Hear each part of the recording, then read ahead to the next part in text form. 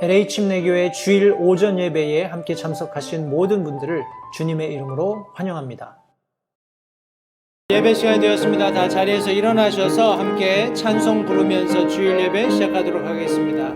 찬송가 166장 다 자리에서 일어나셔서 힘차게 함께 찬양하면서 예배 시작하겠습니다. 주 찬양하세 주의 크신 사랑 예수 십자가 우리 죄 대속했네. 할렐루야 주의 영광 할렐루야 아멘. 할렐루야 주의 영광 내게 임했네. 주 찬양하세 그의 성령의 빛 우리 어둠만 밝히사 구원했네. 할렐루야 주의 영광 할렐루야 아멘. 할렐루야 주의 영광 내게 임했네. 주님의 사랑 우리 마음에 채워 저 잃은 자 찾아서 인도하세. 할렐루야 주의 영광 할렐루야 아멘. 할렐루야 주의 영광 내게 임했네. 아멘. 예배를 위해서 잠시 기도하겠습니다. 사랑이 많으신 아버지 하나님 감사합니다. 하나님의 변치 않으시는 사랑과 은혜로 말미암아 우리가 지난 한 주간을 잘 보내고 이 시간 함께 모여 하나님 앞에 예배 드릴 수 있도록 선대해 주심을 이 시간 다시 한번 감사드립니다. 하나님, 이제 계절은 하나님께서 정하신 그런 질서에 따라서 이제 가을로 접어들고 있습니다. 날씨가 선선해지고 있고 또 결실의 계절을 맞이하고 있는데 계속해서 이 세상은 사람들에게 두려움과 공포를 가중시키고 있습니다. 바라기는 하나님 하루속히 지난 올 연초에 시작되었던 우리 코로나 바이러스 사태가 잘 종식될 수 있도록 주님 선대해 주시기를 바라고 다시 한번 그리스도인들이 스스로 깨어서 마지막 때를 살며 하나님께서 맡겨주신 지상사명 너희는 가서 하는 이 말씀에 순종해서 주님의 이 놀라운 구원의 복음을 이웃들에게 전할 수 있는 그런 열심을 회복할 수 있게 주님 도와주시기 원합니다. 오늘 드리는 예배를 통해서 우리의 심령을 새롭게 하시기 원합니다. 우리가 세상에 너무 붙어져서 하나님과 거리를 두고 살았다면 하나님 그런 삶으로부터 벗어나서 우리가 세상이 아닌 하나님께로 다시금 우리의 시선을 집중하고 우리의 삶을 주님께 온전히 의탁드리는 그런 귀중한 예배가 될 수 있도록 이 예배 시간 함께 해주시기 원합니다. 예배의 시종을 주님께 의탁드립니다. 하나님께서 원근 각처에서 함께 모인 사랑하는 성도들을 기억하시고 다시 한번 이 예배를 통해서 우리의 심령이 새로움을 입는 복된 예배 되도록 도우시기를 간절히 바라오며 예수님의 귀하신 이름으로 기도했습니다. 아멘. 자리에 앉으셔서 우리 찬송가 170장 같이 찬양하겠습니다. 170장인 건가요? 찬송가 170장? 놀라워라 주님의 사랑. 함께 찬양하겠습니다.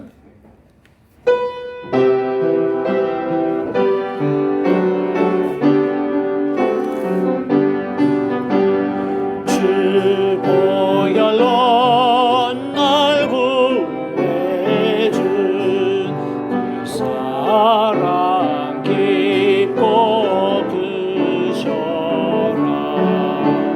상하심과 죽으심이 날 대속해 구원했네. 고마워라 주 사랑이 날 위해 주신 큰 사랑. 놀라워라 주 사랑이 어찌나 크고 깊은지 하늘 영광 다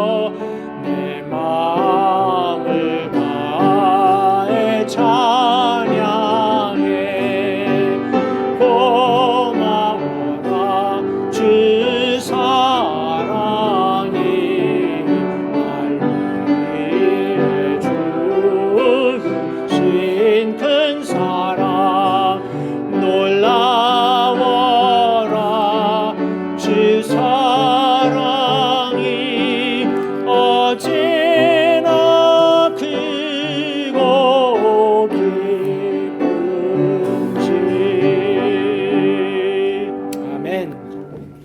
말로 다 형언할 수 없는 하나님의 크고 놀라운 사랑을 이 시간 다시 한번 감사를 드리고 또 그 사랑을 우리가 입었으므로 다시 한번 하나님께 찬양드리는 이런 귀한 예배가 되었으면 좋겠습니다. 우리 교회 소식을 몇 가지 함께 나누고 다음 순서를 진행하겠습니다. 제가 계속 부탁드리거니와 우리 특별히 이제 11월 대선을 앞두고 우리 도널드 트럼프 대통령이 코비드-19 포지티브 뭐라고 하나요? 그 진단을 받고 이제 치료 절차를 마치고 이제 백악관에서 다시 직무를 수행하는 것으로 제가 알고 있습니다. 계속해서 여러 가지 이슈들이 있습니다만 우리 계속해서 우리 위정자들, 특별히 도널드 트럼프 대통령의 건강 그리고 위정자들, 교계 지도자들을 위해 성도님들 계속해서 기도해 주시기를 다시 한번 부탁을 드립니다. 마지막 때가 되었고 특별히 우리가 그런 표현은 오래전부터 써왔는데 말세의 지말이다. 마지막 때의 마지막이다. 그런 표현을 많이 써왔는데 정말 우리가 그런 시대를 살고 있다고 생각을 하고요. 코비드-19이 그런 어떤 과도기적인 분명한 시대적인 상황을 잘 성도들에게 우리 믿는 그리스도인들에게 보여주고 있다고 생각을 합니다. 우리가 로마서 말씀처럼 자다가도 깨어야 할 바로 그때를 우리가 살고 있습니다. 성도님들 경성해서 깨어서 계속해서 함께 기도할 수 있는 그런 시간들을 우리가 가졌으면 좋겠습니다.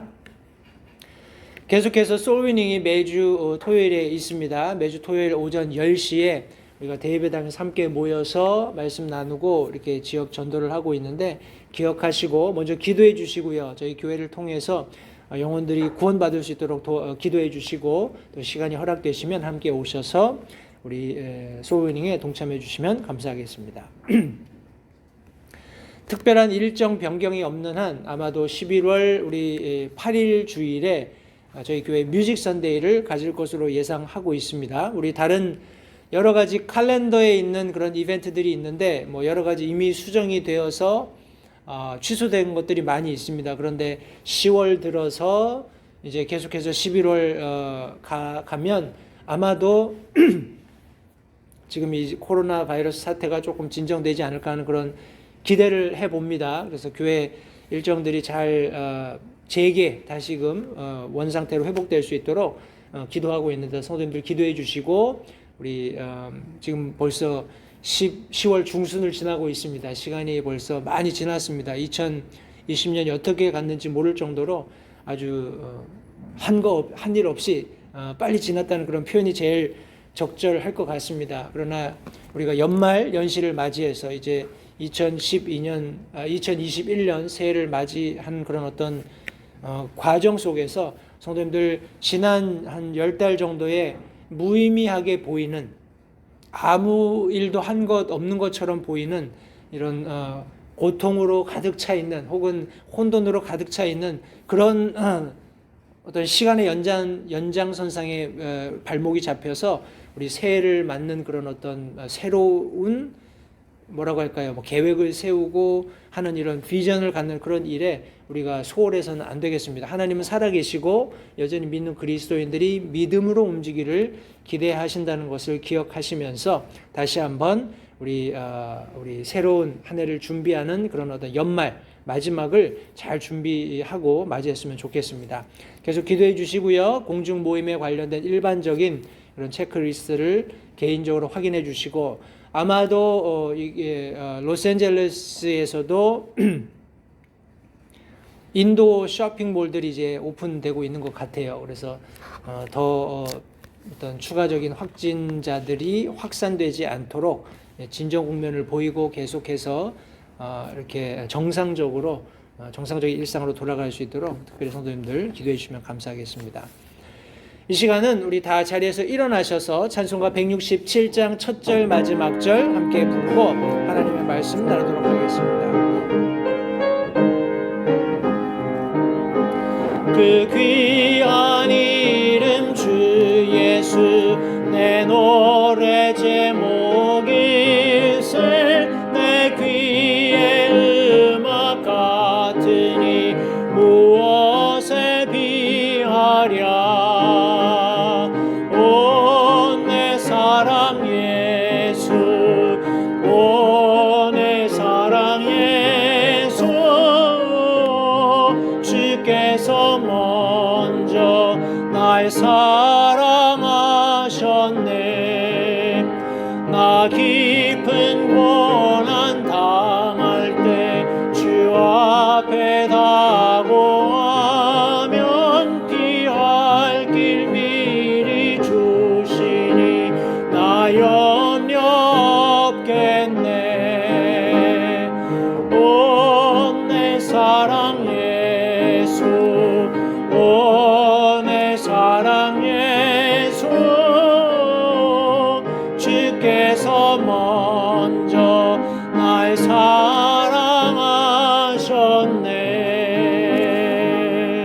아멘.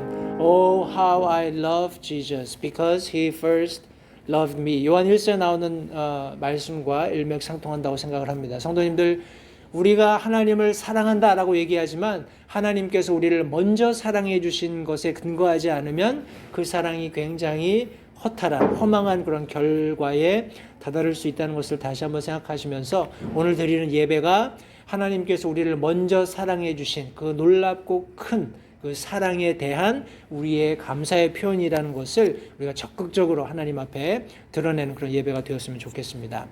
오늘 성도님들과 함께 다시 한번 우리 베드로전서 말씀으로 되돌아가서 우리 2장 다음에 있는 2절 11절 12절 말씀을 가지고 이 아침에 성도님들과 함께 말씀을 나누겠습니다. 베드로전서 2장 11절 12절 제가 주보에도 본문의 말씀을 기록해 두었습니다. 말씀을 참고하시면 도움이 되시라고 믿고 전면에 모니터를 보시고 베드로전서 2장 11절 12절 말씀을 제가 봉독하도록 하겠습니다. 말씀을 귀담아 들으셔서 과연 이 말씀이 오늘 내게 어떤 진리를 말씀하고 계시는가 하는 열린 마음으로 이 말씀을 받으실 수 있게 되기를 바랍니다. 제가 말씀을 받들어 읽겠습니다. 극진히 사랑하는 자들아 나그네와 순례자인 너희에게 내가 간청하노니 혼을 대적하여 싸우는 육체의 정욕들을 삼가라. 이방인들 가운데서 너희 행실을 정직하게 하라. 이것은 그들이 너희더러 악을 행하는 자라고 비방하다가도 자기들이 바라볼 너희의 선한 행위들로 인해 돌아보시는 그 날에 하나님께 영광을 돌리게 하려 함이라 라고 본문에 기록하고 있습니다. 제가 주보에는 두 군데 이렇게 좀 다시 우리가 조금 본문의 말씀을 정정하거나 생각해 봐야 할 필요가 있기 때문에 제가 괄호 안에 이렇게 두 부분을 정정해서 기록해 놓았습니다. 우리 말씀 나누면서 제가 조금 더 깊이 설명을 드리겠습니다만 오늘 본문의 말씀을 가지고 그리스도인의 삶의 방식, the way of life of Christian 뭐 이렇게 우리가 이해할 수 있겠습니다. 그리스도인이 어떤 삶의 방식을 가져야 하는지 고난 가운데 있지만 핍박으로 인해서 유리방황하고 있지만 우리 사도 베드로가 흩어져 있는 성도들을 격려하는 과정에서 그리스도인의 삶의 방식이 이와 같아야 한다고 말씀하고 있습니다. 저와 여러분들도 오늘 그리스도인으로서 이 세상을 살고 있지만 성경대로의 바른 삶을 살도록 가르침을 받는 것은 그 어느 시대와 다르지 않게 중요하고 매우 민감한 문제라고 생각을 합니다. 해서 우리 순서에 따라서 오늘 말씀을 나누게 될 때에 오늘 본문의 말씀이 우리 믿는 그리스도인들에게 어떤 삶의 방식을 가르치고 있는지 오늘 함께 마음을 열고 본문의 말씀을 통해서 교훈을 나누도록 하겠습니다. 말씀을 위해서 잠시 기도하겠습니다. 사랑이 많으신 아버지 하나님 감사합니다. 오늘 복된 주일에 사랑하는 성도들과 함께 다시 한번 하나님의 말씀 나눌 수 있는 놀라운 특권을 저에게 허락해 주신 것을 이 시간 다시 한번 감사드립니다. 하나님 사도 베드로가 기록해서 참 현재의 터키 지역에 흩어져 있었던 당시에 핍박받는 그리스도인을 격려하는 이런 서신을 통해서 이 아침에 말씀 나누기 원합니다.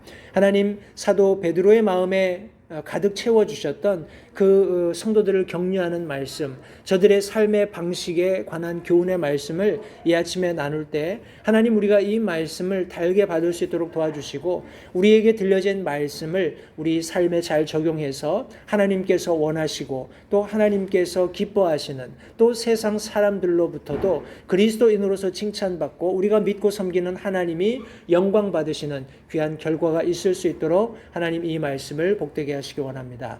말씀 전하는 소정을 주님께 의탁하오니 주님께서 사용하셔서 모든 영광을 하나님께서 홀로 받으시기를 다시 한번 간절히 바라오며 예수님의 귀하신 이름으로 기도했습니다. 아멘. 자리에 앉으십시오.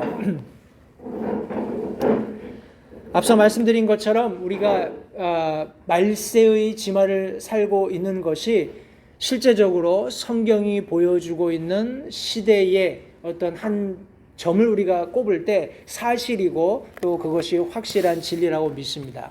성도님들, 예수 그리스도의 다시 오시겠다고 약속하신 날이 어제보다 하루 더 가까워진 것으로 인해서 기쁨과 감격이 있는 성도님들, 그런 삶을 사실 수 있게 되기를 바랍니다. 세상은 계속해서 여러 가지 어려운 일들을 우리에게 가져다 줍니다. 말세를 살아가는 그리스도인들에게 더 우리 물질에 의존하게 하는, 더 어떤 환경에 의존하게 하는, 좀 더 우리가 극단적으로 표현한다면 정부의 어떤 정부가 가지고 있는 뭐라고 하나요? 무슨 정책이라고 하죠? 그런 사람들의 편의를 봐주고자 하는, 혹은 사람들에게 더 많은 뭐라고 할까요? 의존을 얻어내기 위한 그런 다양한 정책들이 쏟아지면서 사람들이 거기에 관심을 가지고 거기에 의존하려고 하는 그런 모습들을 보이는 것이 그런 시대의 상입니다. 시대의 모습입니다. 그러나 성경은 그리스도인이 그와 같은 삶을 살아서는 안 된다는 말씀을 여러 군데에서 해주고 있습니다. 그런데 오늘 특별히 베드로전서 2장 말씀 속에서도 그와 같은 우리 그리스도인이 세상 사람들이 다 가지고 있는 일반적인, 그리고 그들이 공유하고 있고 그들이 받아들이는 삶의 방식이라 할지라도 그것을 우리가 답습하지 말아야 한다 하는 그런 어떤 취지로 사도 베드로가 믿는 그리스도인들에게, 비록 그들이 어렵고 힘든 상황을 살고 있음에도 불구하고 어떠한 삶을 살아야 하는지를 오늘 말씀해 주고 있기 때문에 성도님들과 함께 그 몇 가지 내용들을 이 시간 함께 살펴보기 원합니다. 오늘 첫 번째, 성도님들과 함께 본문 말씀 속에서 우리가 얻을 수 있는 교훈은 믿는 자들을 향한 분명한 사도 베드로의 권면이 있다는 것을 성경이 말씀하고 있습니다. 오늘 본문으로 다시 돌아가셔서 11절 상반절을 보시면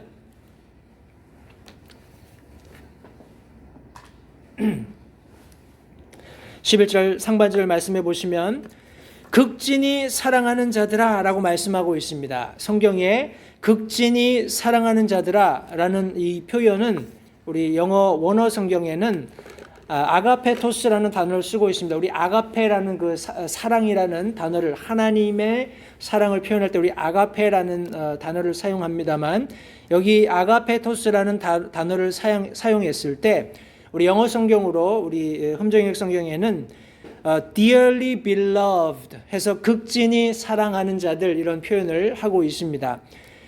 우리 킹 제임스 성경에서, 영어 성경에서 9계절에서 10번 정도 이런 아가페토스라는 단어가 사용이 되었고, 우리 beloved, 그러니까 사랑하는, 사랑받는 이런 단어를 사용한 곳도 있고, 우리 마가복음 12장 6절이나 요한 3서 1장 1절 같은 경우에는 well beloved 이런 단어를 사용했습니다.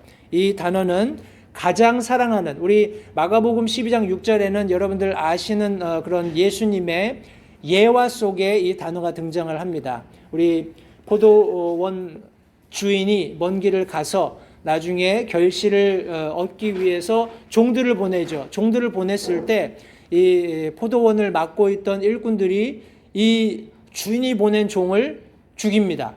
그죠? 그리고 그렇게 여러 차례를 하고 나서 주인이 결심을 하죠. 여기 지금 내가 가장 사랑하는 아들, 독자, 가장 사랑하는 아들, 거기도 우리 아가페토스라는 단어를 써서 우리 한글 성경에 극진히 사랑하는 dearly beloved 이렇게 표현을 했습니다. 그런데 그런 어떤 번역의 묘미라고 할까요? 묘미상 혹은 우리 영어 성경이 보여주고 있는 well beloved라는 단어를 우리가 적절하게 그 상황에 맞춰서 표현한다면 나의 독자, 가장 사랑하는 아들을 보내면 그들이 공경할 것이다. 이런 표현을 해주고 있는 내용이 거기 기록되어 있습니다. 요한삼서 1장 1절에도 우리 dearly beloved 우리 아가페토스라는 단어를 사용했는데 거기에서는 well beloved 우리 마가복음 12장 6절과 같이 그런 단어를 사용하고 있습니다. 그런데 여기 지금 중요한 제가 말씀드리고자 하는 핵심은 사도 바울이 가지고 있는 고난받고 있는 흩어져 있는 나그네와 같고 우리 뭐라고 하나요? 방랑자와 같은 이 성도들에게 이와 같은 표현을 쓰고 있다는 겁니다. 성도님들 기억하십시오. 우리가 어떤 상황에 처해 있든지 우리가 어떤 상황에 직면하든지 우리 믿는 그리스도인들 상호 간에 무엇보다도 우리가 잊지 말아야 하는 그런 어떤 주요한 관점 혹은 우선순위, 프라이어리티가 있다고 할 것 같으면 우리가 그리스도 안에서 그리스도의 사랑을 받는 그리스도의 공동체라는 사실, 예수 그리스도의 보혈을 함께 공유한 지체들이라는 것을 우리가 기억하는 것이 매우 중요하다고 믿습니다.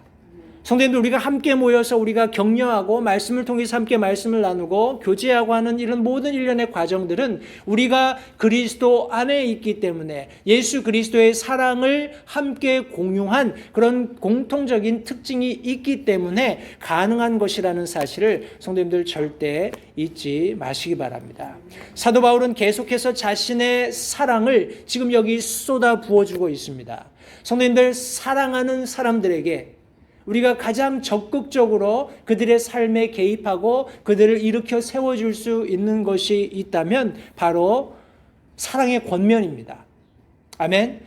성도님들 다른 사람이 내게 사랑의 마음을 가지고 권면할 때 그것을 우리 가볍게 여기시지 않게 되기를 바랍니다. 우리 성경 말씀에서도 사랑 안에서 진리를 말한다라고 말씀하고 있죠. 제가 일전에도 말씀드린 바와 같이 사랑 안에서 진리를 말한다라고 했을 때 그 사랑은 그냥 무조건 덮어주는, 무조건 용서하는, 무조건 포용하는 그런 인간적인 관점에서의 사랑이라기보다는 예수 그리스도 자신을 의미하고 있다는 것을 성도님들 잊지 마시기 바랍니다. 사도 바울이 내가 극진히 사랑하는, 내가 너무나도 사랑하는, 내가 내 목숨과 같이 사도 베드로가 이런 표현을 성경에 기록했을 때 여기 사도 베드로가 쏟아붓고 있는 표현하고자 하는 흩어져 있는 성도들에게 나그네와 같은 성도들에게 드러내 보여주고 싶어하는 사랑은 바로 예수 그리스도라는 공통 분모 안에서 가능한 사랑이라는 것을 성도님들 기억하시기 바랍니다.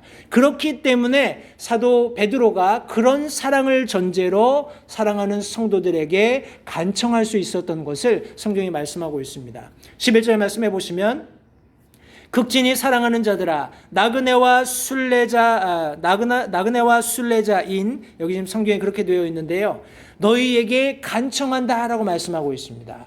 사도 베드로가 간절히 요청하고 있는 그들의 뭐라고 할까요? 주목을 끄는 그들을 불러서 자 나를 봐 내가 지금 하는 말이 굉장히 중요해 내가 너희에게 해줄 말이 있어 라고 말하는 이 내용은 그리스도 안에 있는 사랑에 기인하고 있다는 것을 성도님들 기억하시기 바랍니다.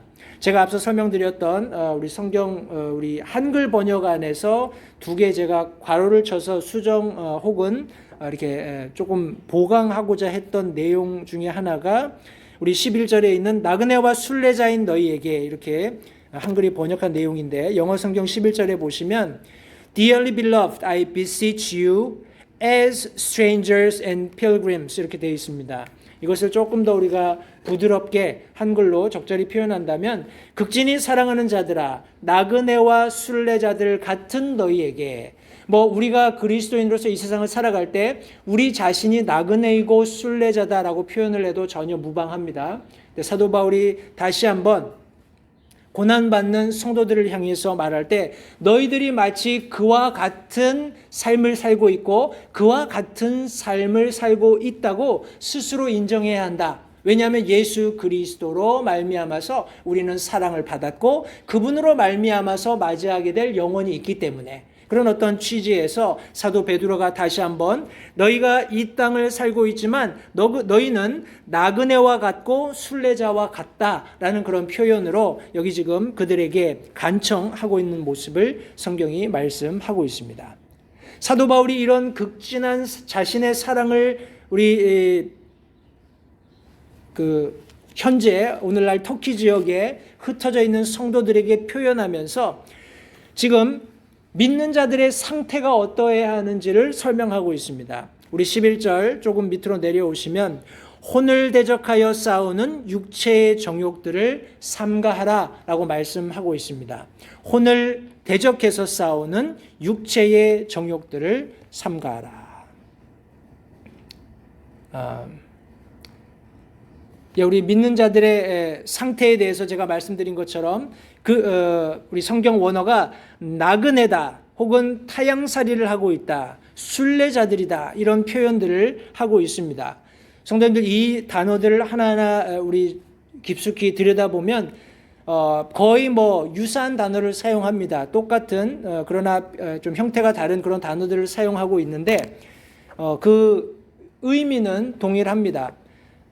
요약컨대 저와 여러분들이 이 땅 가운데 거할 거처가 없다는 것을 인식하는 데서 이 두 가지 표현이 모두 시작된다고 생각을 합니다. 나그네이든지 순례자이든지 내가 지나가는 어떤 과정 속에서 잠시 머무는 그 땅에서는 내가 머물 수 있는 레지던트로서 어떤 거주민으로서 거기 거할 수 있는 프로퍼티가 없다라는 거예요. 그런 면에서 같은 그런 맥락의 단어가 사용되었습니다. 그런데 아까 말씀드린 것처럼 실제적으로 저와 여러분들이 세상 살아가는 사람들의 삶을 가만히 들여다보면 내가 주인이잖아요. 그죠? 내가 가진 것이 내 것이고 내가 원하면 내 어떤 소유를 늘릴 수 있을 것처럼 그렇게 살아가는 삶의 모습들을 바라봅니다. 그들은 마치 그들이 이 땅에 내가 머물고 있는 그 곳의 소유주인 것처럼 레지던트처럼 살아갑니다.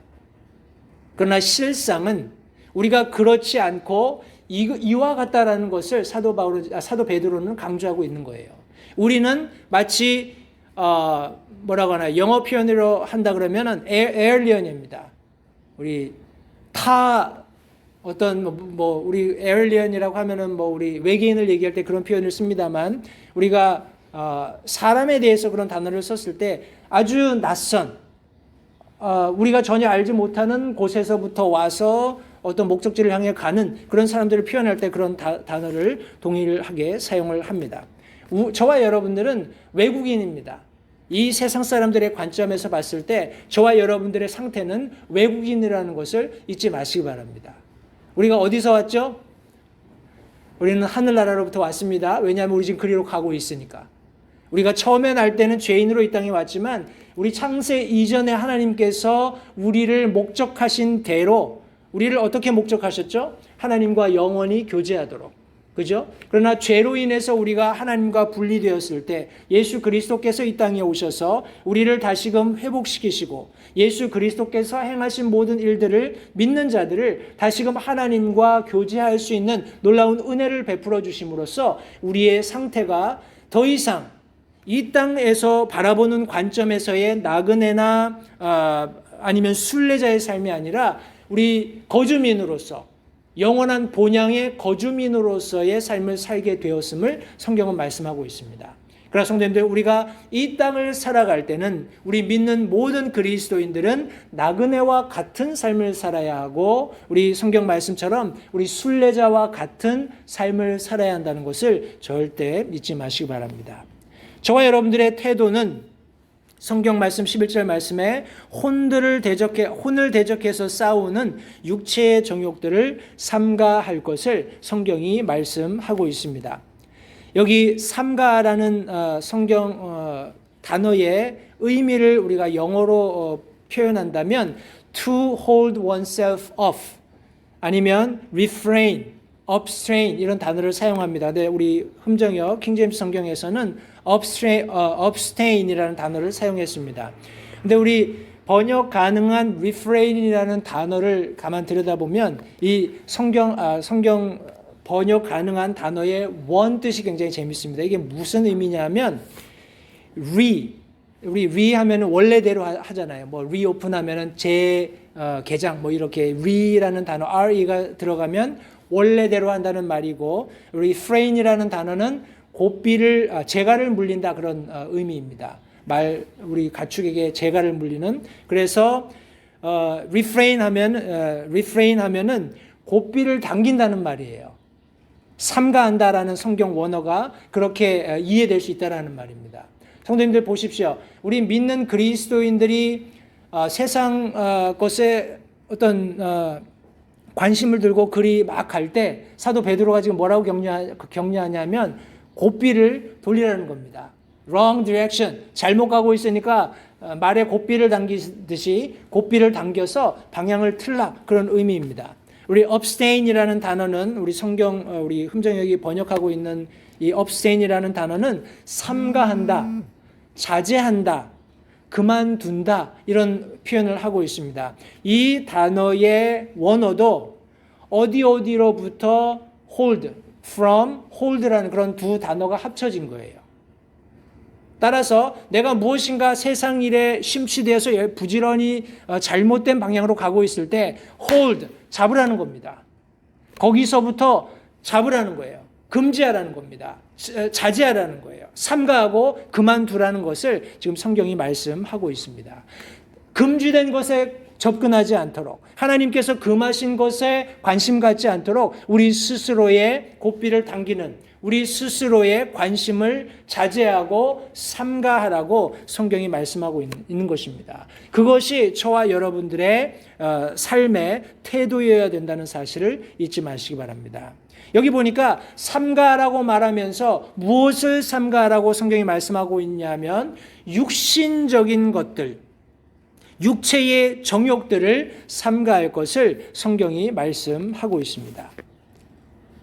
여기 그런 것들을 따라다니는 것, 혹은 그런 것들을 붙잡으려고 하는 것, 그런 것과 관계하거나 어울리려고 하는 모든 행위나 의지나 열심으로부터 자기 자신을 삼가하라는, 고삐를 잡아당기라는, 금지하라는, 우리 자제하라는 그런 사도 베드로의 여기 지금 교훈의 말씀이 기록되어 있습니다. 성도님들, 우리가 동경하는, 우리가 세상 사람들이 갈망하는 모든 것들을 한번 들여다보십시오. 성경 말씀은 분명히 그것들을 금하고 있지만 세상 사람들은 부지런히 그런 것들을 뒤쫓아갑니다. 그런데 우리가 그것들을 찬찬히 살펴보면 다 일맥상통하는 그런 어떤 특징들이 있습니다. 뭐냐면 한시적이에요. 그리고 세속적인 겁니다. 그리고 육체적인 것들에 부합하는 그런 특징들을 가지고 있습니다. 우리 템퍼럴하다라고 표현하죠.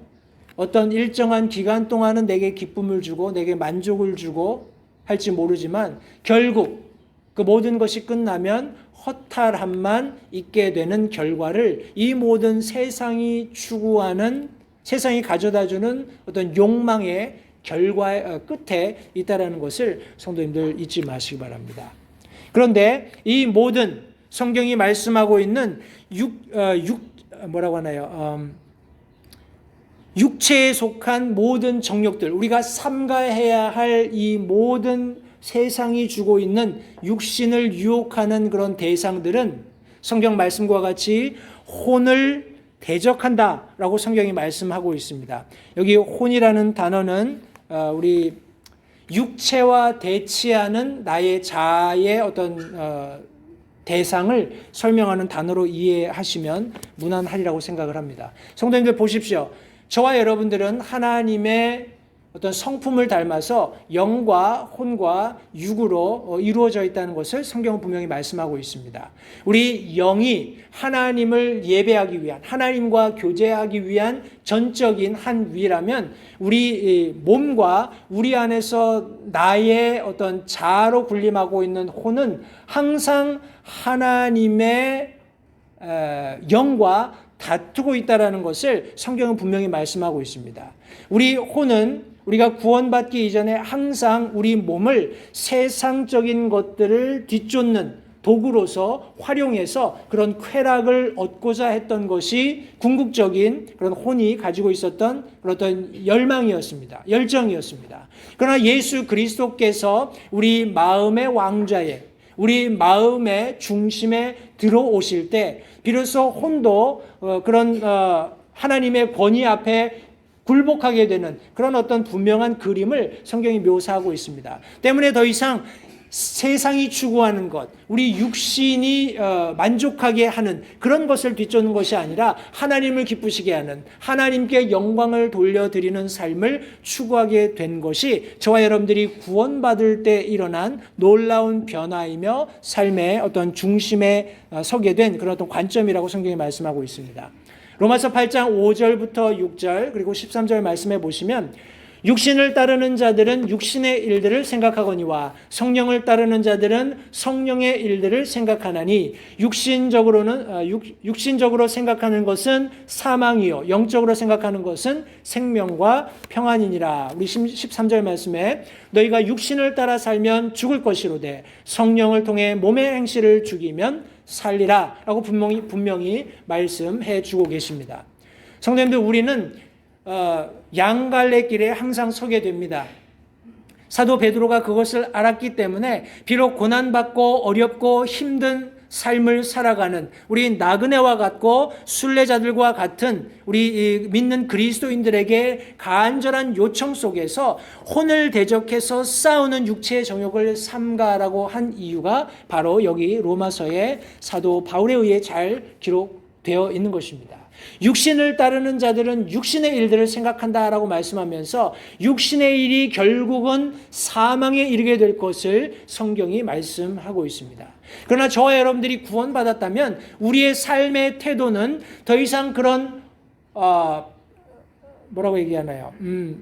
하나님의 영을 대적해서 살아가는, 하나님께서 우리에게 원하시는 삶을 대적해서 그저 육신의 뜻만을 추구하는, 육신의 쾌락만을 추구하는 그런 삶을 벗어버릴 것을 성경이 지금 말씀하고 있는 것입니다. 성령을 따르는 자들은 성령의 일들을 생각하나니 하면서 성령의 인도하심을 따라 사는 삶은 결국 생명과 평안을 얻게 될 것이고 육신의 행실들을, 몸의 행실들을 죽일 수 있다라고 말씀하고 있는 것입니다.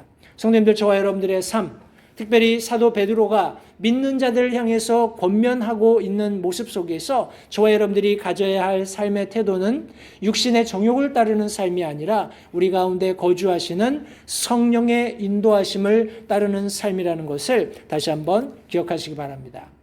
우리 갈라디아서 5장 16절, 17절 두 절 말씀해 보시면 그런즉 내가 이것을 말하노니 성령 안에서 걸으라.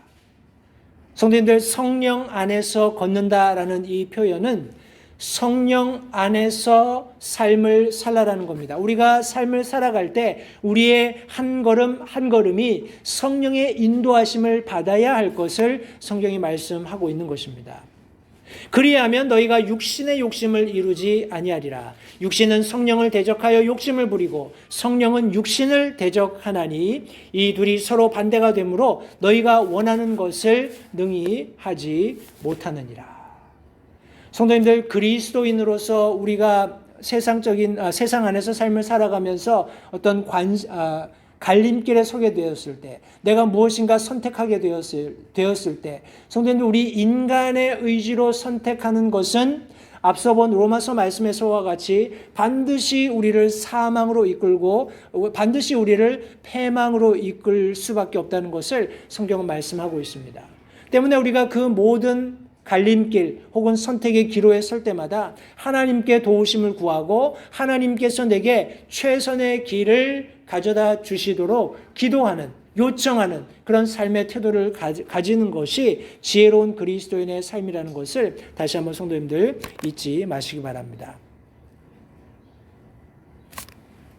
우리 성경이 말씀하고 있는 극진히 사랑하는 자들아 나그네와 순례자들과 같은 너희에게 간청하노니 혼을 대적하여 싸우는 육체의 정욕들을 삼가하라 하면서 12절 상반절에는 이방인들 가운데서 너희 행실을 정직하게 하라 라고 말씀하고 있습니다.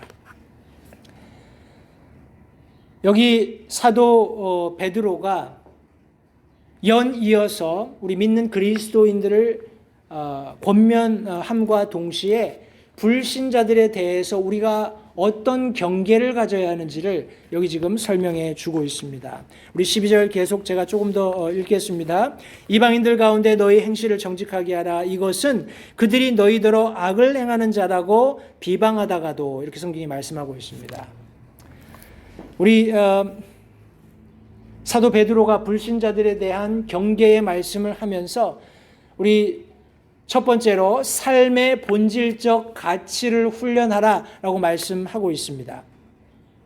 여기 지금 12절 상반절에 있는 너희 행실을 정직하게 하라라는 이 표현은 우리 12절 우리 쭉 내려가서 보시면 너희의 선한 행위들로 이렇게 표현된 그 선하다라고 표현된 단어와 같은 단어입니다. 영어 성경 원어에서는 칼로스라는 단어를 사용하고 있는데 우리 이 단어가 영어로는 honest 아니면 good 이런 단어로 번역이 되었어요. 그래서 정직하게 아니면 선한 이런 단어로 표현이 되었습니다. 같은 단어이지만 우리 한 절 안에서 다르게 표현이 되었는데 제가 그것은 조금 이따가 추가적으로 조금 더 설명을 드리겠습니다. 우리 성도님들, 저와 여러분들이 살아가고 있는 그리스도인의 삶의 본질이 뭡니까? 삶의 본질적 가치. 우리 그리스도인이 살아가는 모든 삶의 모든 방식이나 영역에서 우리가 추구하고 있는 가치가 무엇이냐라는 것을 여기 지금 성경이 말씀하고 있는 것입니다. 그 가치를 찾고 그것을 하라고 지금 여기 사도 베드로가 권면해주고 있는 것입니다. Regardless, whatever happened. 무슨 일이 일어나든지 사람들이 뭐라고 평가하든지 간에 내가 믿고 확신하는 성경이 말씀하고 있는 그리스도인의 삶의 가치, 핵심을 우리가 알고 그것을 훈련하라고 성경이 말씀하고 있는 것입니다. 성도님들, 우리가 똑같은 행동을 합니다. 어떤 상황에서 똑같은 행동을 할 때 그것을 주관적으로 볼 것이냐 객관적으로 볼 것이냐에 따라서 달라질 수 있는 그런 어떤 여지가 있는 것들이 있습니다. 제가 말씀드린 것처럼 같은 성경 원어를 사용했지만 한 곳에서는 honest, 정직하게, 한 곳에서는 good, 선한 그런 것으로 표현된 것을 제가 지금 여기 말씀드리고 있는 것입니다.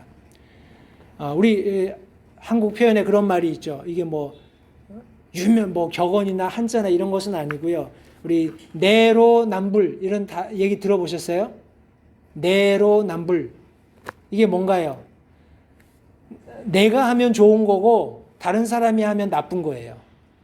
그죠? 내가 하면 로맨스고 남이 하면 불륜 이런 걸 표현해서 내로남불 이렇게 이야기를 합니다. 내가 하면 좋은 거고 남이 하면 나쁜 거예요. 내가 하면 거기에 많은 이유가 있습니다. 이렇게 해도 되는 이유는 하고 막 이야기를 대고 남이 그렇게 하면은 그게 나쁜 거예요. 그러면서 나쁜 이유를 막 댑니다. 굉장히 모순적이고 이율배반적이고 용납할 수 없는 가치관임에도 불구하고 우리 한국 사회는 그런 게 굉장히 만연해 있는 것 같습니다. 슬픈 현실입니다. 그것이 그러나 세상의 모습이에요. 성도님들, 우리가 그와 같이 되면 안 된다는 것을 성경이 말씀하고 있는 겁니다. 사도 베드로는 세상 사람들이 어떤 가치를 가지고 살든지 세상 사람들이 어떤 이유를 대면서 자신의 행위나 그런 삶의 방식들을 정당화하든지 우리 믿는 그리스도인들의 삶은 그와 같아서는 안 된다는 것을 여기 지금 말씀해 주고 있는 것입니다. 성도님들, 그리스도인의 삶의 본질은 다시 한번 적절하게 아름다워야 한다는 것을 성경이 말씀하고 있는 것입니다. 가치가 있어야 된다고 말씀하고 있는 거예요. 거기에 어떤 virtue가 있어야 된다는 것입니다. 사람들이 흠모할 만한 무엇인가가 있어야 된다는 거예요. 세상 사람들과 비교했을 때 무엇인가 뛰어난, 더 나은, 더 고차원적인 가치가 있어야 될 것을 성경이 말씀하고 있는 것입니다. 저와 여러분들은 예수 그리스도의 보혈로 핏값을 지불하고 사신 하나님의 소유물들입니다. 성도님들, 우리는 세상의 그 어떤 것과 견주어도 그 가치를 비교할 수 없을 만큼 뛰어난 삶을 가지고 있다는 것을 절대 잊지 마시기 바랍니다. 때문에 성경은 디도서 말씀을 통해서, 제가 디도서 말씀이 지나갔나요? 디도서 2장 7절부터 8절 말씀을 통해서 모든 일에서 내 자신을 선한 행위의 본으로 보이며 교리에서 부패하지 아니함과 신중함과 성실함을 보이고 비난받을 수 없는 건전한 말을 하라라고 말씀하시면서, 이것은 반대편에 속한 자가 너희에게 대하여 나쁘게 말할 것이 없으므로 부끄러움을 당하게 하려 함이라라고 말씀하고 있습니다. 성도님들, 이 말씀이 이와 같기 때문에 우리는 전혀 블레임 당하지 않는다, 우리는 전혀 고난 당하지 않는다, 우리는 전혀 핍박받지 않는다, 이렇게 생각하시면 안 됩니다. 우리는 이미 삶의 가장 중요한 가치가 무엇인지를 알고 있기 때문에 그것을 훈련할 뿐입니다. 세상 사람들처럼 타협하거나 세상 사람들처럼 자신의 생각이나 말이나 행동을 바꾸어서 어려움을 피해가려고 하는 그런 요령, 그런 꾀를 부리지 않는다는 겁니다. 예수님을 보십시오. 예수님이 그런 어떤 법정에 서셨을 때 많은 질문들을 받고 결국에는 사람들조차도 예수님에게 아무런 죄가 없다는 것을 알았습니다. 그래서 예수님이 석방되셨습니까? 예수님이 자유의 몸이 되셨어요? 그렇지 않습니다. 결국 그들의 음모에 의해서 갈보리 언덕에서 피 흘려 돌아가셨다는 것을 성도님들 절대 잊지 마시기 바랍니다. 저와 여러분들의 삶이 예수 그리스도를 믿는 것 때문에 예수 그리스도께서 우리에게 가져다 주신 삶의 가치를 인정하며 그렇게 훈련하는 삶을 살기 때문에 늘 형통할 것이다, 이런 생각을 가지는 것은 잘못된 생각입니다. 성경은 도리어 우리에게 핍박이 있을 것을 말씀하고 있습니다. 성도님들, 한시도 그럼에도 불구하고 그런 어려움과 고난이 우리를 뒤따를 것을 성경이 말씀하고 계심에도 불구하고 삶의 본질적 가치, 우리 믿는 그리스도인들의 삶의 본질적 가치를 계속해서 훈련하시는 우리 모든 성도님들이 되시기를 바랍니다.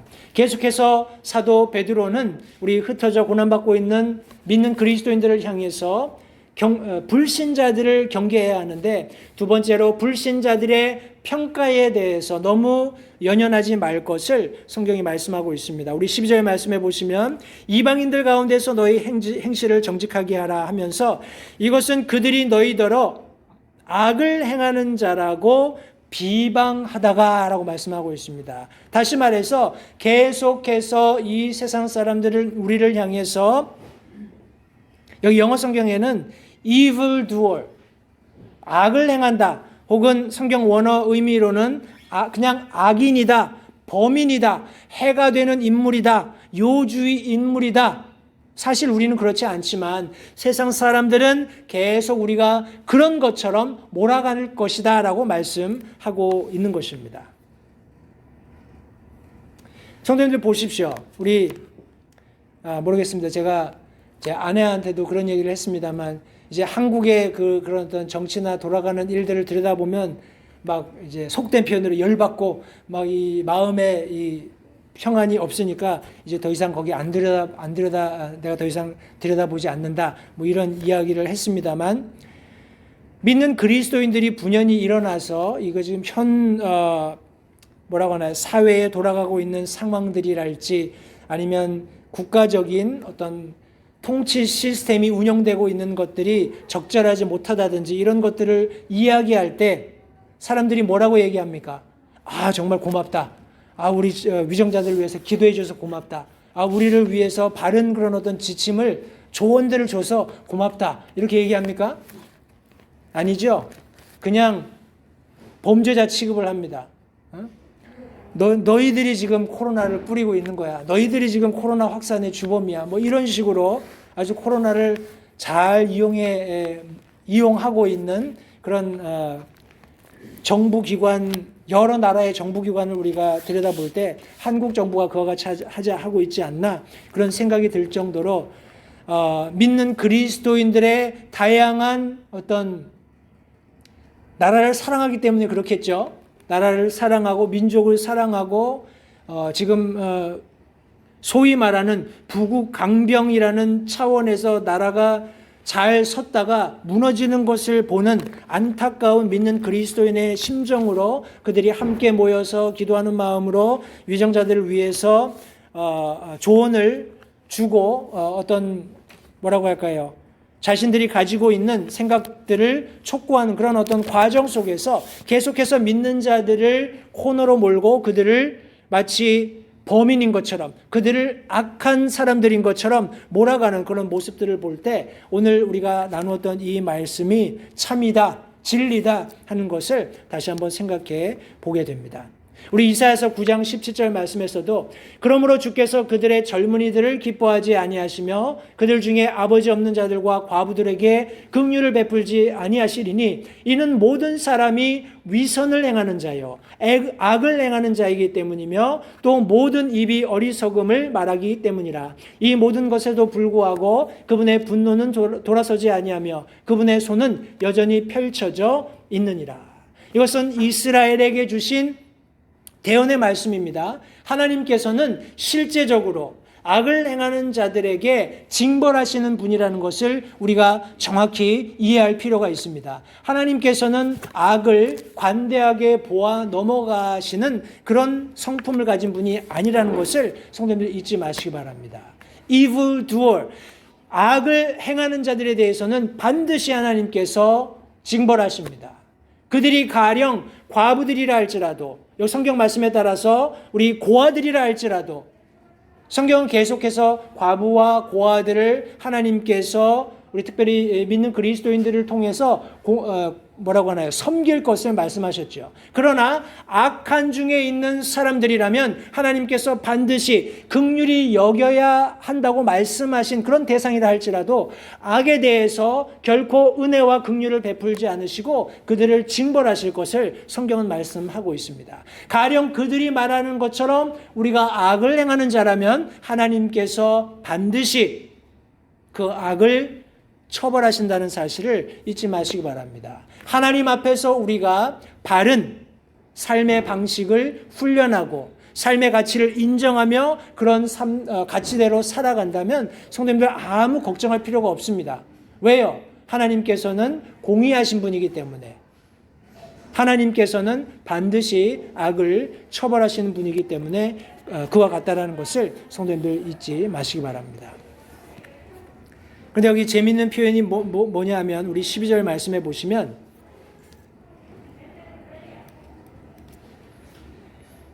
우리 12절 하반절에 보시면 너희더러 악을 행하는 자라고 비방하다가도 자기들이 바라볼 너희의 선한 행위를 인해서 그 돌아보시는 날에 하나님께 영광을 돌리게 하려 함이다라고 말씀하고 있습니다.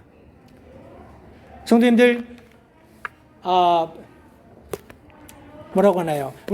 제가 아까 잠깐 인용했습니다만 예수님께서 십자가에 달리시는 그런 일련의 과정들을 우리가 가만히 살펴보면 세상 사람들이 계속해서 예수님의 모습에 시선을 고정하고 있는 것을 성경이 묘사하고 있습니다. 예수님이 무엇을 말씀하시는가? 예수님께서 어떻게 행동하시는가? 예수님께서 어떻게 권위자들과 말씀하시는가? 핍박받을 때 어떻게 반응하시는가? 이런 모든 장면들을 아주 상세하게 기록하고 있습니다. 성도님들, 저와 여러분들의 삶 속에서도 물론 하나님께서 다 지켜보고 계시지만 이 세상 사람들, 특별히 불신자들도 우리의 삶을 면면히 들여다보고 있다는 사실을 잊지 마시기 바랍니다. 우리가 이런 상황에서 어떻게 대처하는지, 우리가 이런 상황에서 어떻게 말하고 어떻게 행동하고 어떻게 삶의 그런 어떤 방향을 설정하는지 세상 사람들이 모두 관심을 가지고 있다는 것을 성도님들 잊지 마시기 바랍니다. 불신자들을 향해서 우리의 삶이 어떠해야 하는지 예수님께서는 마태복음 5장 16절에 이렇게 말씀하십니다. 이와 같이 너희 빛을 사람들 앞에 비추어 그들이 너희의 선한 행위를 보고 하늘에 계신 너희 아버지께 영광을 돌리게 하라. 성도님들, 우리가 고난을 받고 있습니다. 우리가 어려움에 직면했습니다. 우리가 그 고난을 극복하기 위해서, 그 어려움을 극복하기 위해서 하나님께서 주시는 삶의 가치를 인정하면서 살아가는, 우리가 말하고 판단하고 행동하고 하는 모든 일련의 이런 과정들을 언제까지 우리가 하면 되겠습니까?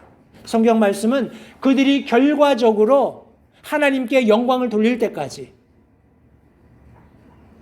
다시 말해서 그들이 우리의 삶에 계속 시선을 고정하고 있을 때 그 삶에서, 그런 고난 가운데서, 어려움 가운데에서 놀랍게 하나님께서 이루어 주신 일들로 인해서 하나님이 살아계신 것을 알고, 하나님이 살아계신 것을 깨닫고 하나님께 영광을 돌리는 그 마지막 순간까지 우리가 우리의 삶을 이어가야 한다고 성경이 말씀하고 계신 것입니다.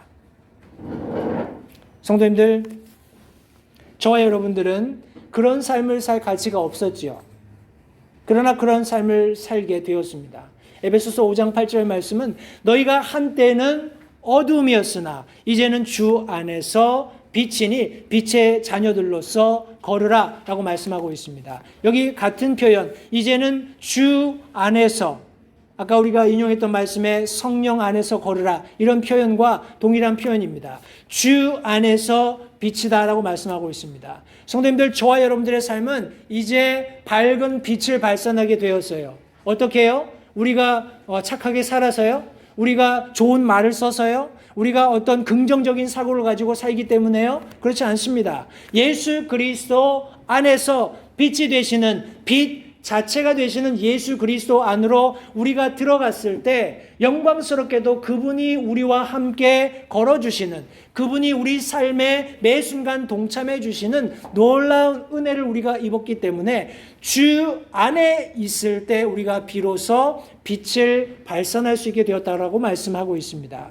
요한복음 1장 말씀에서처럼 우리는 어두움에 거하면서 어두움을 더 사랑했습니다. 빛이신 예수님이 오셨을 때 그분을 거절했어요. 왜냐하면 우리의 죄가 드러날까 봐. 그런데 그 놀라우신 성령 하나님의 간섭으로 말미암아서 우리의 죄가 낱낱이 드러나게 됐을 때 우리가 감사하게도 도망가지 않고 그 죄들을 해결해 주시는 놀라운 예수 그리스도의 보혈을 믿고 신뢰하는 믿음을 가지고 그분께 나가서 죄 용서함을 얻고 하나님의 아들이라 일컬음을 받는 그런 놀라운 특권을 누리게 되었습니다. 성도님들, 우리는 사나 죽으나, 우리가 살게 되든 죽게 되든 이 세상에서의 삶을 지속하건 끝마치건 저와 여러분들이 주의 것이라는 사실을 한 시간도 잊지 마시기 바랍니다.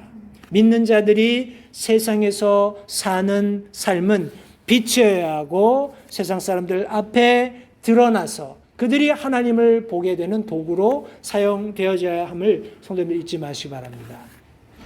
빌립보서 2장 15절 그리고 16절 상반절 말씀해 보시면 이것은 너희가 흠이 없고 무해한 자 곧 구부러지고 삐뚤어진 민족 가운데서 책망받을 것이 없는 하나님의 아들들이 되게 하려 함이라. 그런 민족 가운데서 너희가 세상에서 빛으로 빛나며 생명의 말씀을 제시하나니 라고 성경이 말씀하고 있습니다. 성도님들, 우리는 그저 뭐라고 얘기하나요? 예수 그리스도의 그런 어떤 영광스러운 빛을 비출 뿐만 아니라 우리 빌립보서 2장 16절 상반절 말씀해 보시면 생명의 말씀도 제시해야 한다라고 말씀하고 있습니다. 여기 지금 생명의 말씀을 제시한다라는 이 표현은 우리 영어 표현으로 하면 holding forth the word of life 이렇게 얘기할 수 있습니다. 우리가 하나님의 살아계신 말씀을 드러낸다라는 겁니다. 조금 더 우리 성경 원어의 깊은 의미를 조금 설명한다고 할 것 같으면 어떤 화제에 대해서, 어떤 대화하고 있는 주제에 대해서 장황하게 이야기하는, 남 앞에서 이야기하는 모습을 성경이 담고 있습니다. 예수 그리스도, 우리 코로나 사태도 마찬가지입니다. 성도님들, 우리 사람들과 이야기할 때 우리 어떤 이 코비드-19에 대한 주제가 나오면 대부분 이 코비드-19의 주제가 어디로 갑니까? 좀 더 이렇게 부정적인 방향으로 가는 것이 아마 일반적일 겁니다. 그러나 저와 여러분들이 믿는 그리스도인들로서 불신자들과의 대화를 우리가 이어간다면 우리의 대화는 예수 그리스도께로 그들과의 대화를 이끌어가는, 그리고 예수 그리스도에 대해서 우리 정말 샘에서 물을 퍼내는 것처럼 끊임없이 저와 여러분들의 마음속에서 예수 그리스도를 자랑하는, 그분을 드러내는, 그분의 은혜를 우리 화자에게, 우리가 대화하고 있는 사람에게 드러내는 그런 역할을 해야 된다는 것을 성경이 말씀하고 있는 것입니다. 성도님들, 불신자들을 향해서 경계해야 하는 것은 사실입니다. 그런 경계의 방법으로서 우리는 삶의 본질적인 가치를 알고 그것을 지속해서 훈련하면서 불신자들이 우리를 어떻게 평가하든지 그것을 염두에 두지 말고 우리 세상 안에서 빛으로, 세상 안에서 소금으로 드러나는 삶을 살아야 한다는 것을 성도님들 잊지 마시기 바랍니다. 우리 마지막 대지입니다. 우리 세 번째로 찾아오시는 분을 기대할 것을 성경은 말씀하고 있습니다. 우리 12절 말씀해 보시면 마지막 부분에 그들이 너희더러 악을 행하는 자라고 비방하다가도 자기들이 바라볼 너희의 선한 행위들로 인해 그 돌아보시는 날에 하나님께 영광을 돌리게 하려 함이라 라고 기록하고 있습니다. 이 돌아보시는 날이라는 표현은 제가 이렇게 성경을 쭉 찾아보니까 개역 성경에 이렇게 돼 있어요. 한글 개역 성경에 돼 있고, 제가 어떻게 얘기할까요? 우리 영어 성경을 번역할 때, 우리 성경 원어에서 영어 성경을 번역할 때는 우리 성경 원어에 정통했던 많은 학자들이 함께 의견을 모아서 영어라는 그런 어떤 독특한 언어로 이 성경을 번역할 때 단어를 어떻게 선택할 것인가. 그러니까 우리 히브리어나 그리스 헬라어의 그런 어떤 문장 구조와 다른, 영어는 다른 문장 구조를 가지고 있으니까 아마 그렇게 영어를 번역했기 때문에 어떤 면에서는 이제 파이오니어죠. 우리 킹 제임스 그 이전에도 성경 번역이 있었던 것은 사실이지만 영어 성경으로 번역되면서 영어가 가지고 있는 문장 흐름에 맞는, 그리고 어떤 물론 단어를 단어 대 단어로 번역을 했지만 그 영어를 사용하고 있는 사람들이 말씀을 들었을 때 이해할 수 있게끔 하기 위해서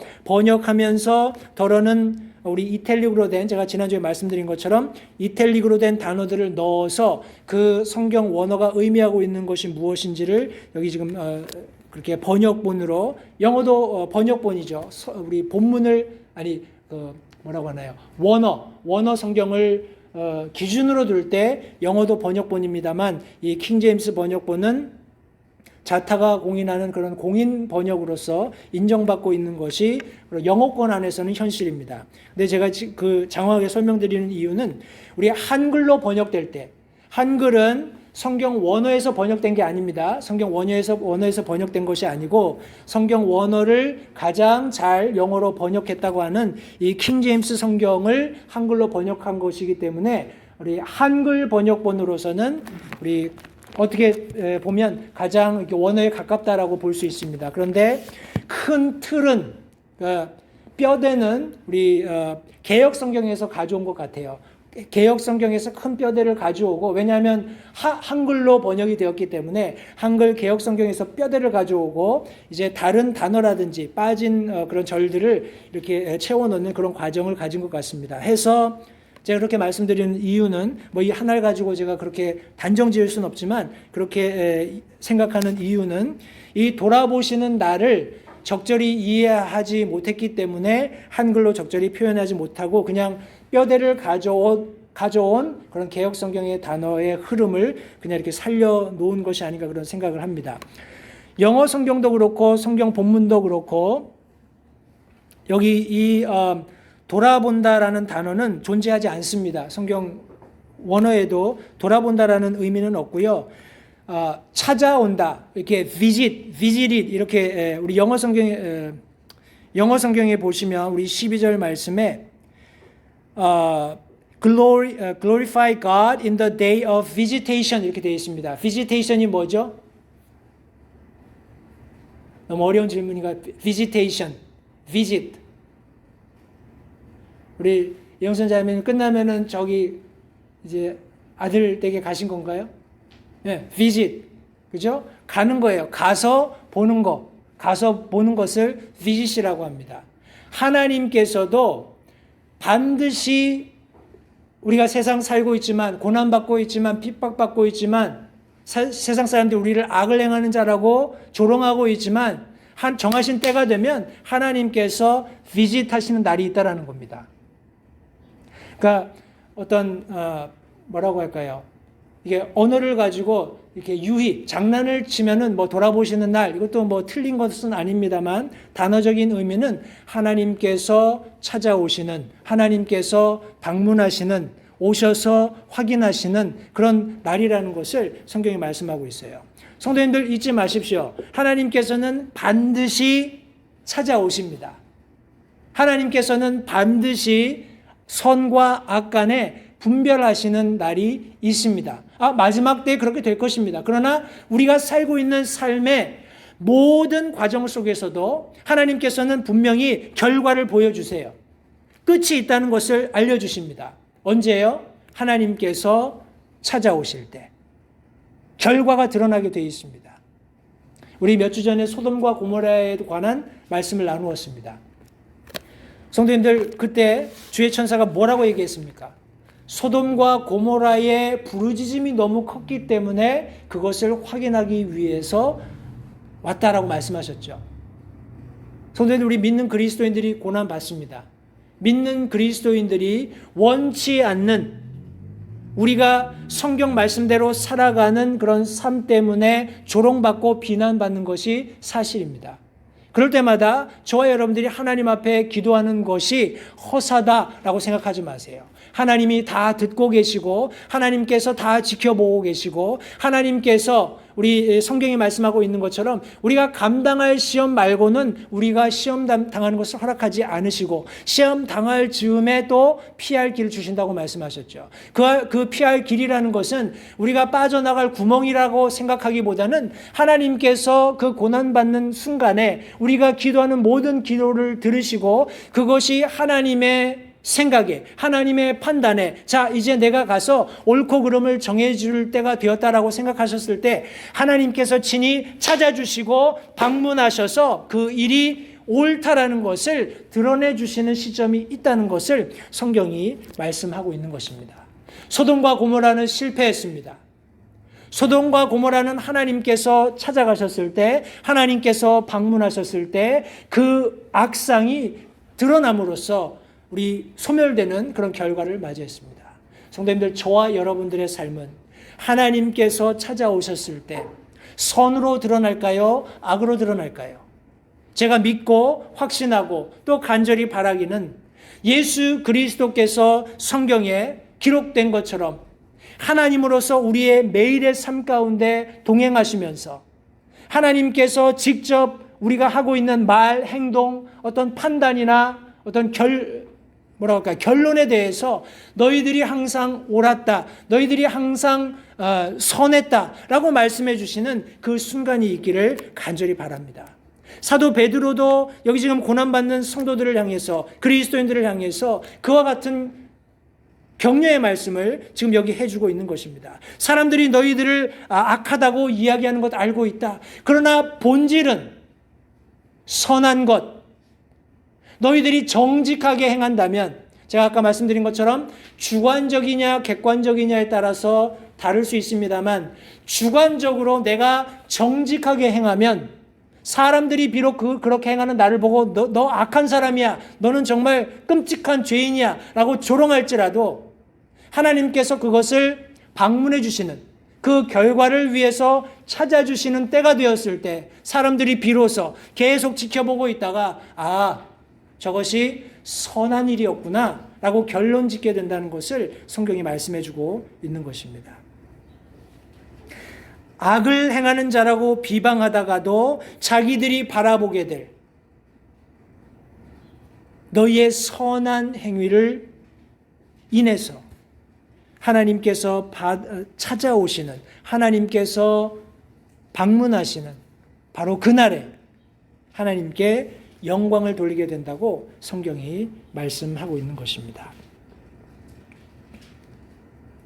여기 제가 몇 구절을 좀 적어놨는데요. 그냥 다시 한번 부연 설명한다고 생각하십시오. 누가복음 1장 68절에 주 이스라엘의 하나님을 찬송하리로다. 그분께서 자신의 백성을 돌아보사 구속하시고, 이것도 지금 우리가 가지고 있는 한글 우리 흠정역에 있는 내용인데, 영어 성경에 보시면 Blessed be the Lord God of Israel, for he hath visited and redeemed his people, 이렇게 되어 있습니다. 그러니까 조금 적절하게, 조금 더 원어의 의미에 충실해서 우리가 이 절을 읽는다면, 주 이스라엘의 하나님을 찬송하리로다. 이는 그분께서 그의 백성을 찾아오셔서 구속하시고, 이게 훨씬 더 이해가 쉬우시죠. 하나님께서 정하신 때가 되었을 때 예수 그리스도로 말미암아서, 여기 지금 또 제가 지난주에도 말씀드렸지만 그분께서 자신의 백성을, 왜 자신이라고 번역을 했는지 모르겠는데 여기 his people이라고 되어 있습니다. 그래서 그의 혹은 그분의 백성을 찾아오셔서 구원하신 겁니다. 이해가 되시죠? 그러니까 어떤 한글로 번역하는 과정 가운데 조금 더 성경 본문에 맞추어서 우리가 번역을 한다면, 하나님께서 우리를 찾아오시는 날이 있다라는 것. 우리가 비록 어려움 가운데 있고 고난받고 있고 오해를 사고 있다 할지라도, 그런 모든 상황을 지켜보고 있는 세상 사람들 앞에서 하나님께서 그 상황에 우리를 찾아오셔서 어떤 종지부를 찍으실 때 사람들이 비로소 저 사람은 참 선한 행동을 하고 있었구나, 우리가 정직하게 한다면 선한 행동을 하고 있었구나라고 판단하고 하나님께 영광을 돌리게 될 것을 성경이 말씀하고 있는 것입니다. 성도님들, 오늘 본문의 말씀 속에서 두 절의 짧은 말씀이지만 사도 베드로는 그리스도인이 어떤 삶을 살아야 하는지를 지금 여기 말씀해 주고 있습니다. 성도님들, 저와 여러분들은 예수 그리스도의 보혈로 놀랍게 값이 치루어지고 하나님의 소유가 된 그런 사람들이라는 것을 절대 잊지 마십시오. 우리는 세상 사람들과 다른 차원의 삶을 살고 있습니다. 월등한 가치를 하나님께서 이미 부여하셨음을 성경이 말씀하고 있습니다. 사도 베드로는 그와 같은 분명한 확신 속에서 흩어져서 나그네와 같은 순례자의 삶을 살고 있는 성도들을 향해서, 고난받는 그리스도인들을 향해서 다시 한번 권면의 말씀을 해주고 있는 것입니다. 성도님들, 우리가 세상 사람들과 첨예한 대립 가운데 살 수 있습니다. 그들이 일거수일투족 우리의 삶에 어떤 비난이나 핀잔을 늘어놓을 수 있습니다.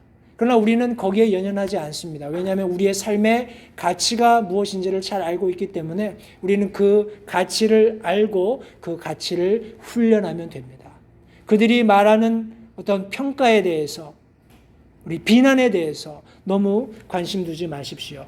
하나님께서 이 모든 상황들을 돌아보시는, 하나님께서 이 모든 상황들을 끝마치기 위해 찾아오시는 때가 있다는 것을 기억하시고, 그때에 사람들이 하나님께 영광을 돌려드릴 수 있도록 우리가 신실하게 끝까지 주님을 믿고 신뢰하며 사는 삶의 방식을 가지고 삶으로써 하나님께 영광 돌려드리고 또 세상 사람들에게도 예수 그리스도를 증거할 수 있는 그런 복된 삶을 모두 살 수 있게 되기를 바랍니다.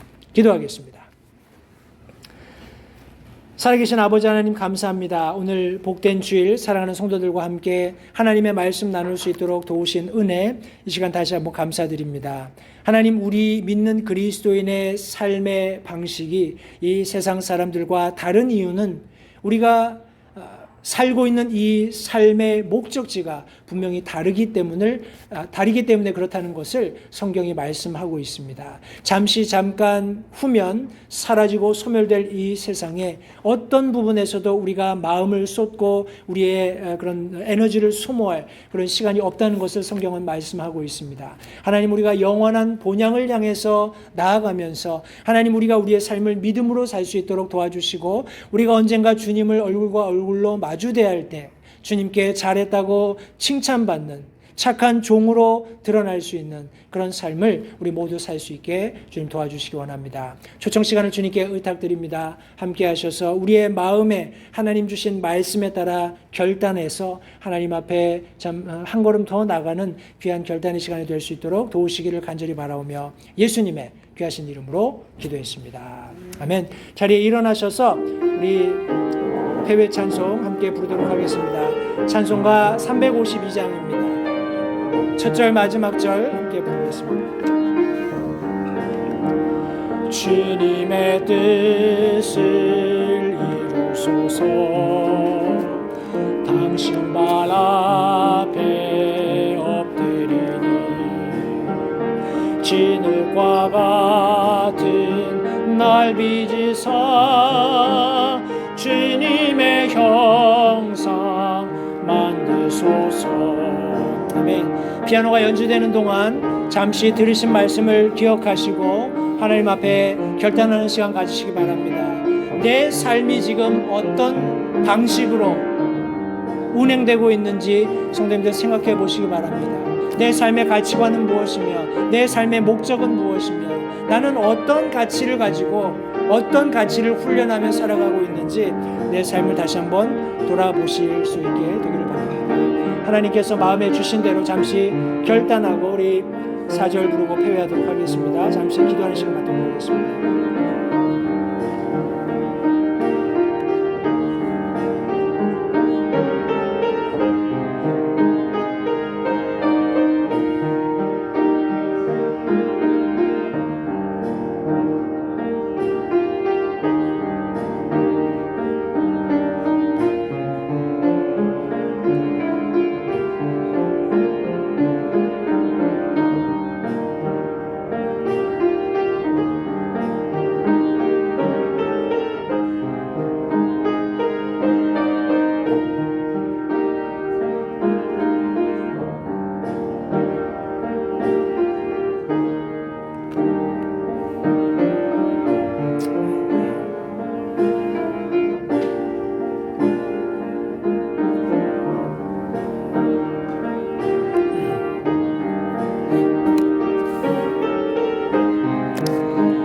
기도가 끝나신 분들은 찬송가 352장 4절 함께 찬양하고 배회하도록 하겠습니다. 주님의 뜻을 이루소서. 온전히 나를 주장하사 내 안에 주가 거하심을 만민이 알게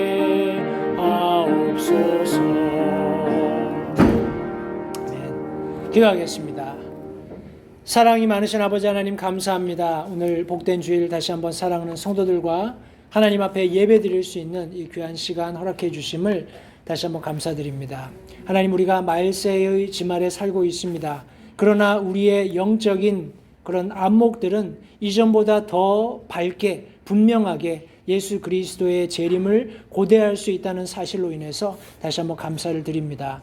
예수님의 다시 오실 그날을 고대하면서 하나님, 우리가 살고 있는 이 삶을 하나님께서 원하시는 삶의 방식대로 살 수 있도록 도와주시기 원합니다. 하나님께 영광을 돌릴 수 있도록 믿지 않는 자들에게 우리 그리스도인의 삶이 얼마나 정직하며 선한 삶인지 드러내 보일 수 있도록 주님 도와주셔서 저들도 예수 그리스도 안에서 놀라운 하나님의 자녀가 되는 권세를 얻는 거기 이를 때까지 하나님, 우리의 삶이 지치지 않고 끊임없이 하나님께 붙어 있을 수 있도록 주님 도와주시기 원합니다.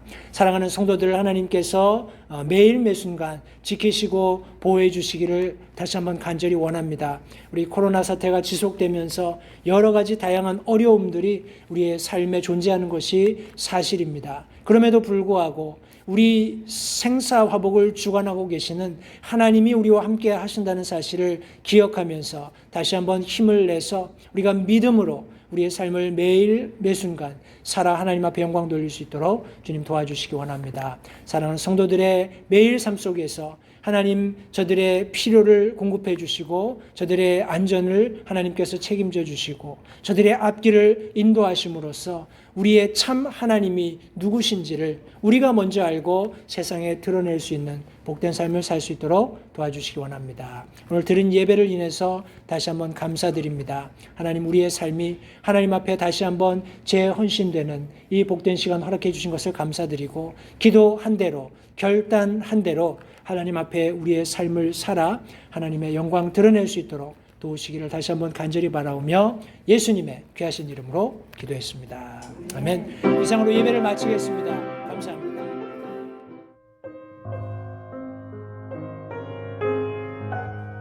잠시 들으신 말씀에 따라 결단하는 시간을 가지시기 바랍니다. 하나님께서 무엇을 말씀하시든지 따르기로 결단하십시오. 하나님께서는 순종하는 자들을 존중하십니다.